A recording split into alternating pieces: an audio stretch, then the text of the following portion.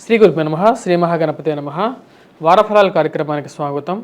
9 June నుండి 15వ తారీఖు వరకు చంద్రమాను అనుసరించి గోచార రీత్యా ఈ వారం ఎలా ఉండబోతుందని చూద్దాం.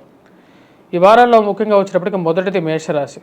మేషరాశి వారికి ఈ వారంలో ప్రథమార్థం కన్నా ద్వితీయార్థంలో ఎక్కువగా అనుకూలమైనటువంటి ఫలితాలు ఎక్కువగా పొందగలుగుతారు.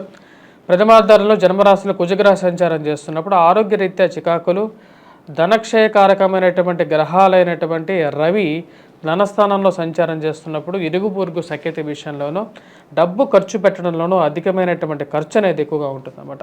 ఆ విషయంలో తగు జాగ్రత్తలు తీసుకోవలసినటువంటి ముఖ్యమైనటువంటి సూచన.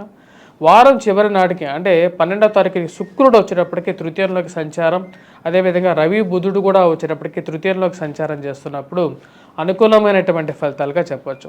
ధన సంబంధితమైన విషయాల్లోనూ ప్రయాణ సంబంధితమైన విషయాల్లోనూ 12వ తారీఖు నుంచి ఈ రాశి వారికి కొంచెం రిలీఫ్ అనేది రావడం జరుగుతుంది. గురుగ్రహ సంచారం ధనస్థానంలో జరుగుతున్నప్పటికీ కూడా అంత యోగ్యకారకమైనటువంటి స్థానాన్ని ఇవ్వదు.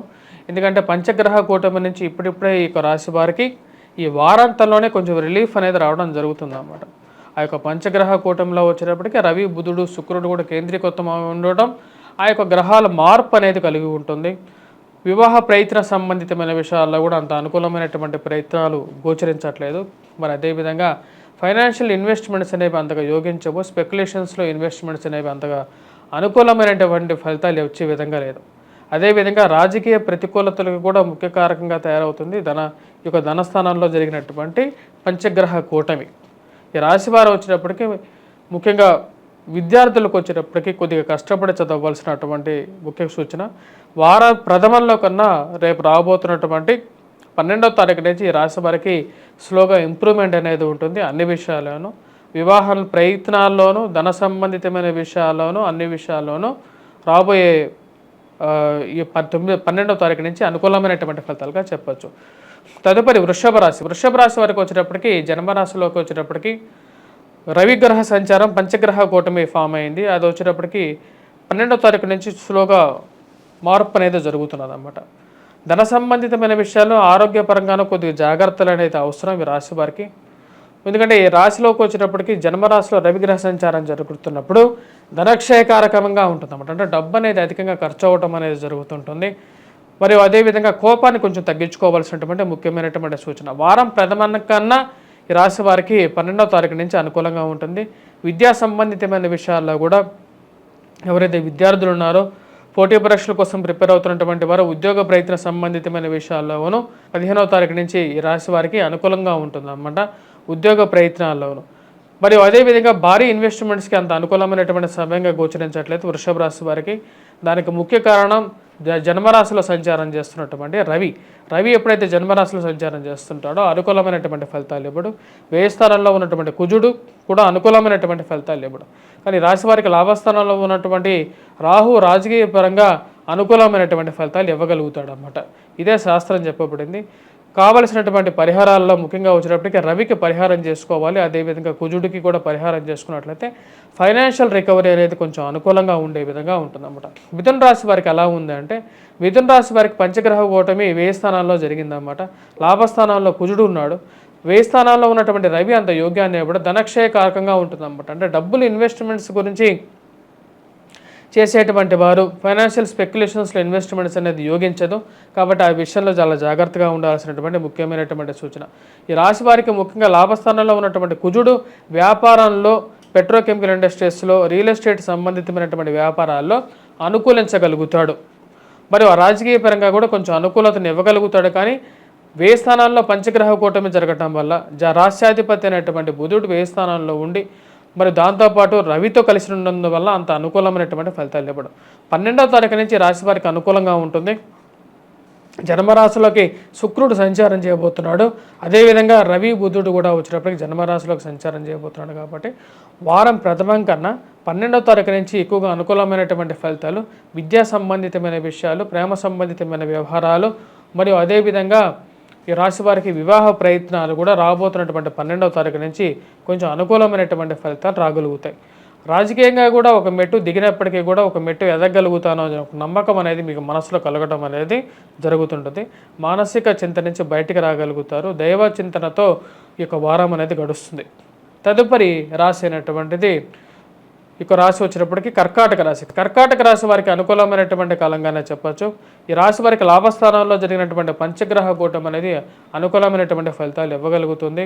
రవి వ్యయ స్థానంలో లాభస్థానంలో సంచారం చేస్తున్నప్పుడు ఉద్యోగపరంగా వ్యాపార పరంగా కూడా వారం ప్రథమంలో ఎక్కువగా అనుకూలంగా ఉంటుంది. 10 మందిలో పేరు ప్రఖ్యాతులు సంపాదించగలుగుతారు. బిజినెస్ అనేది కూడా 3 పువ్వులు 6 కాయలుగా ఉండగలుగుతుంది. మానసిక చింత అనేది కొంచెం దూరంగా జరుగుతుంది.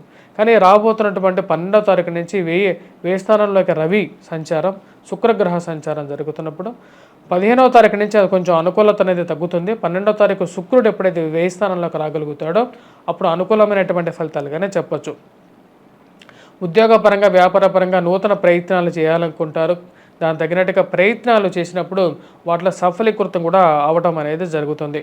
పేరు ప్రఖ్యాతులు 10 మందిలో మంచి పేరు రావడం అనేది జరుగుతుంది. మానసిక సంతృప్తి పొందగలుగుతారు. విద్యార్థులకి అనుకూలమైనటువంటి కాలంగానే చెప్పచ్చు. పోటీ పరీక్షల కోసం ప్రిపేర్ అవుతున్నటువంటి వారు కొంచెం కాన్సన్ట్రేట్ చేసి చదవగలిగితే దానిలో గ్యారంటీగా ఒక మంచి స్థాయికి రాగలుగుతారు. 15వ తారీఖు నుంచి కొంచెం మిశ్రమమైనటువంటి ఫలితాలు ఉన్నప్పుడు ఈ యొక్క రాశి వారు ముఖ్యంగా ఆదిత్య హృదయాన్ని పఠించవలసినటువంటి ముఖ్యమైనటువంటి సూచన. తదుపరి రాశి సింహరాశి. సింహరాశి వారికి వచ్చినప్పటికీ రాశి వారికి అనుకూలమైనటువంటి ఫలితాలుగానే చెప్పచ్చు. రాజ్యస్థానాల్లో రవిగ్రహ సంచారం జరుగుతున్నది. అది ఉద్యోగపరంగా వ్యాపార పరంగా కూడా అనుకూలంగా ఉంటుంది. పేరు ప్రఖ్యాతులు 10 మందిలో సంపాదించగలుగుతారు. వ్యాపార ప్రయత్న సంబంధితమైన విషయాల్లో కొన్ని అడ్డంకులు ఎదురైనప్పటికీ కూడా వాటిని ఎట్లాగో తోటు ముందుకు సాధించగలుగుతారు. ఉన్నత స్థాయిలో ఉన్నటువంటి స్త్రీ పురుషులతో సత్సంబంధాలు అనేది ఏర్పడగలుగుతాయి. విద్యార్థులకు అనుకూలమైనటువంటి కాలంగా కూడా చెప్పవచ్చు. ఎందుకంటే మంచి పోటీ పరీక్షలకు ప్రిపేర్ అవుతున్నటువంటి వారికి రవి యొక్క స్థాన రీత్యా వచ్చినప్పటికీ మంచి పేరు, సంఘంలో గౌరవము, గుర్తింపు కూడా పొందడం అనేది జరుగుతుంది. ఉద్యోగ ప్రయత్నాలు కూడా లాభించగలుగుతాయి. 15వ తారీఖు తర్వాత రవి లాభస్థానంలోకి సంచారం చేస్తున్నప్పుడు అది రాశి వారికి అనుకూలమైనటువంటి ఫలితంగానే ఉంటుంది. తదుపరి రాశి అయినటువంటిది కన్యారాశి. కన్యారాశి వారికి వచ్చినప్పటికీ భాగ్యస్థానంలోకి ఉన్నటువంటి రవి వారం ప్రథమంలో అంత అనుకూలమైనటువంటి ఫలితాలు ఇవ్వడు. అదేవిధంగా ఈ రాశి వారికి వచ్చినప్పటికీ పంచగ్రహ కూటమి భాగ్యస్థానంలో జరిగింది. అది అంత అనుకూలమైనటువంటి ఫలితాలు ఇవ్వట్లేదు. రాబోతున్నటువంటి 12వ తారీఖు నుంచి ఈ యొక్క రాశి వారికి అనుకూలమైనటువంటి ఫలితాలుగా మారుతుంది. ఎందుకంటే రాజ్యస్థానంలోకి శుక్రగ్రహ సంచారం అనేది అనుకూలమైనటువంటి ఫలితాలు. ఉద్యోగపరంగా వెతుకుతున్నటువంటి తీగ కాలికి తగినట్టుగా ఒక ఉద్యోగపరంగా ఒక హోప్ అనేది రావడం జరుగుతుంది. అదేవిధంగా రాజ్యస్థానంలోకి రవిగ్రహ సంచారం అనేది 15వ తారీఖు రవి బుధుడు ఇద్దరు సంచారం చేయబోతున్నారు. తద్వారా వచ్చేటప్పటికి కన్యారాశి వారికి అనుకూలమైనటువంటి ఫలితాలుగానే చెప్పొచ్చు. ఉద్యోగపరంగా వ్యాపారపరంగా కూడా మళ్ళీ గడిచినటువంటి కాలంతో పాటు మనం మారాలని చెప్పి కొన్ని నిర్ణయాలు తీసుకుంటారు. కానీ వైవాహిక జీవితంలో కొన్ని కష్ట నష్టాలు, ప్రేమ సంబంధితమైన వ్యవహారాల్లో కూడా కొంచెం ప్రతికూలంగా ఉండే విధంగా ఉంటుంది. ఆరోగ్య ప్రయత్న సంబంధితమైన విషయాల్లో కూడా కుజుడు ఈ రాశి వారికి అష్టమంలో సంచారం చేస్తున్నాడు. ఇది ఫైనాన్షియల్గా కూడా కొద్దిగా కష్టాలను కలిగించే విధంగా ఉంటుంది. కాబట్టి కన్యారాశి వారు తగు జాగ్రత్తలు తీసుకోవాల్సినటువంటి ముఖ్యమైనటువంటి సూచన. తదుపరి రాశి అయినటువంటిది తులారాశి. తులారాశి వారికి మనం గమనించినట్లయితే ఈ రాశి వారికి మనం ముఖ్యంగా రవిగ్రహ సంచారం అనేది రవి బుధుడు శుక్రుడు పంచగ్రహ సంచారం, పంచగ్రహ కూటమి ఏదైతే జరుగుతున్నదో ఈ రాశి వారికి అష్టమంలో జరిగింది. ఇది తులారాశి వారికి అంత అనుకూలమైనటువంటి ఫలితాన్ని ఇవ్వట్లేదు. మరియు ఈ యొక్క రవి యొక్క సంచారం అనేది భాగ్యస్థానంలోకి జరగబోతున్నది. సప్తమంలో కుజుగ్రహ సంచారం అనేది ఇది ప్రతికూలమైనటువంటి ఫలితాలు ఎక్కువగా ఇస్తుంది ఈ తులారాశి వారికి. తద్వారా వచ్చినప్పటికీ ఉద్యోగ ప్రయత్న సంబంధితమైన విషయాల్లోనూ నూతన ఉద్యోగం గురించి చేస్తున్నటువంటి ఉద్యోగంలో అనుకూలత లేకపోవడం, నూతన ఉద్యోగం గురించి ప్రయత్నం చేస్తే బాగుంటుంది అనే ఒక ఆలోచన అనేది ఏర్పడుతుంది. మరియు రవి ఎప్పుడైతే సప్తమం నుంచి అష్టమంలోకి మారబోతున్నాడో రవి శుక్రుడు బుధుడు ఈ 3 గ్రహాలు కలిసిన కూటమి ఒకటి ఫామ్ అవబోతున్నది. అది అష్టమంలో జరగబోతున్నది. అది తులారాశి వారికి అంత యోగకారకమైనటువంటి ఫలితాలను ఇవ్వదన్నమాట.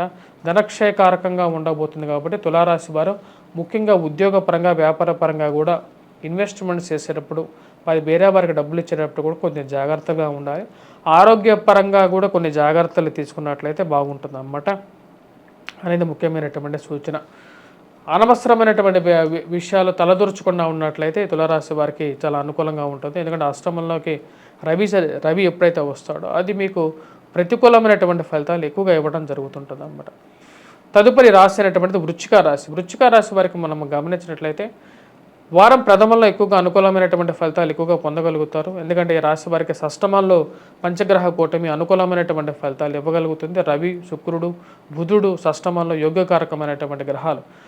మరియు గురువు షష్టమంలో ఉన్నప్పుడు యోగ్యాన్ని ఇవ్వడు. కాకపోతే షష్టమంలో ఉన్నటువంటి రవి పేరు ప్రఖ్యాతులను ఇవ్వగలుగుతాడు. 10 మందిలో మంచి గుర్తింపును కూడా ఇవ్వగలుగుతాడు అన్నమాట. మరి అదే యోగకారకమైనటువంటి స్థితిలో రవి ఉన్నాడు కాబట్టి వారం ప్రథమంలో ఎక్కువగా ఉద్యోగపరంగా వ్యాపారపరంగా కూడా అనుకూలంగా ఉంటుంది. 15వ తారీఖు వరకు ఈ రాశి వారికి అనుకూలంగా ఉంటుంది. విద్యార్థులు కూడా ఉద్యోగ ప్రయత్న సంబంధితమైన విషయాల్లో అనుకూలత అనేది ఎక్కువగా ఉంటుంది అన్నమాట ఈ రాశి వారికి. తద్వారా చేయబోయే ప్రతి పనిలోనూ విజయాన్ని సాధించడం జరుగుతుంటుంది. కానీ అధికమైనటువంటి ఇన్వెస్ట్మెంట్స్ ఎక్కువ చేయొద్దు. గృహవాహన కొనుగోలు సంబంధితమైన విషయాలు చతుర్థంలో శని సంచారం జరుగుతుంది కాబట్టి తగు జాగ్రత్తలు తీసుకోండి. శని ఎప్పుడైతే చతుర్థంలో జరుగుతుంటాడో ముఖ్యంగా ప్రయాణ సంబంధితమైన విషయాలు, సెల్ఫ్ డ్రైవింగ్ విషయాల్లో తగు జాగ్రత్తలు అనేది ముఖ్యం. ఒంట్లో అధికమైనటువంటి వేడి, గుల్లలు రావడం అనేది కూడా జరుగుతుంటుంది. ఆ యొక్క విషయంలో తగు జాగ్రత్తలు తీసుకోండి. తదుపరి రాశి అనేటువంటి ధనుస్సు రాశి. ధనుస్సు రాశి వారికి వచ్చేటప్పటికి ఈ రాశి వారికి అనుకూలమైనటువంటి ఫలితాలుగానే చెప్పచ్చు. ముఖ్యంగా చెప్పాలంటే ఈ రాశి వారికి షష్టమంలోకి జరుగుతున్నటువంటి రవి, బుధుడు ఈ యొక్క గ్రహాల కూటమి వచ్చేటప్పటికి ధనుస్సు రాశి వారికి అనుకూలమైనటువంటి ఫలితాలు ఎక్కువగా ఇవ్వగలుగుతుంది. ఉద్యోగపరంగా వ్యాపార పరంగా కూడా ఇది చాలా అనుకూలమైనటువంటి ఫలితాలు ఎక్కువగా ఇస్తుంది. పేరు ప్రఖ్యాతులు పొందగలుగుతారు. సంఘంలో గౌరవము, గుర్తింపు ఉన్నటువంటి వారితో సత్సంబంధాలు ఏర్పడగలుగుతాయి. వారం ప్రథమంలో 15వ తారీఖు వరకు ఈ రాశి వారికి అనుకూలంగా ఉంటుంది. 15వ తారీఖు తర్వాత అంత అనుకూలమైనటువంటి ఫలితాలు ఇవ్వదన్నమాట. మిశ్రమమైనటువంటి ఫలితాలు ఇవ్వగలుగుతుంది కాబట్టి తగు జాగ్రత్తలు తీసుకోండి. చతుర్థంలో సంచారం చేస్తున్నటువంటి రాహువు అంత అనుకూలమైనటువంటి ఫలితాలు ఇవ్వట్లేదు. రాహుగ్రహ పూజ చేసుకున్నట్లయితే అనుకూలంగా ఫలితాలు ఎక్కువగా ఇవ్వగలుగుతుంది అన్నమాట. తదుపరి రాశి అనేటువంటిది మకర రాశి. మకర రాశి వారికి మనం గమనించినట్లయితే ఈ రాశి వారికి పంచగ్రహ కూటమి పంచమంలో జరిగింది. ఇది కొంచెం ప్రతికూలమైనటువంటి ఫలితాలు ఇవ్వగలుగుతుంది. కానీ రాశి వారికి తృతీయంలో ఉన్నటువంటి ముఖ్యంగా రాహువు, పంచమంలో ఉన్నటువంటి గురువు యోగకారకులుగా ఉన్నారు. తద్వారా వచ్చినప్పటికీ చిన్న చిన్న కష్టాలు, ముఖ్యంగా డబ్బు కోసం ఇబ్బంది పడాల్సినటువంటి పరిస్థితి అనేది ఏర్పడుతూ ఉంటుంది. పిల్లల యొక్క ఆరోగ్య సంబంధితమైన విషయాల్లో తగు జాగ్రత్తలు తీసుకోవాలి. అనారోగ్య సమస్యల నుంచి కొంచెం దూరంగా ఉండటం, అధికమైన ఇన్వెస్ట్మెంట్స్, స్పెక్యులేషన్స్లో స్టాక్ మార్కెట్లో ఇన్వెస్ట్మెంట్ చేయకుండా దూరంగా ఉండటం అనేది ముఖ్యం.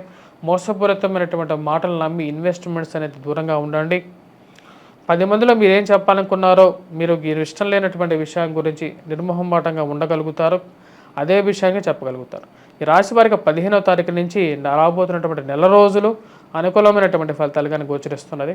ఇక రాశి వారికి 12వ తారీఖున శుక్రుడు షష్టమంలోకి వెళ్తున్నాడు. అదేవిధంగా రవి, బుధుడు కూడా వచ్చేటప్పటికీ షష్టమంలోకి సంచారం చేయబోతున్నప్పుడు అనుకూలమైనటువంటి ఫలితాలు ఎక్కువగా రాబోతున్నాయి.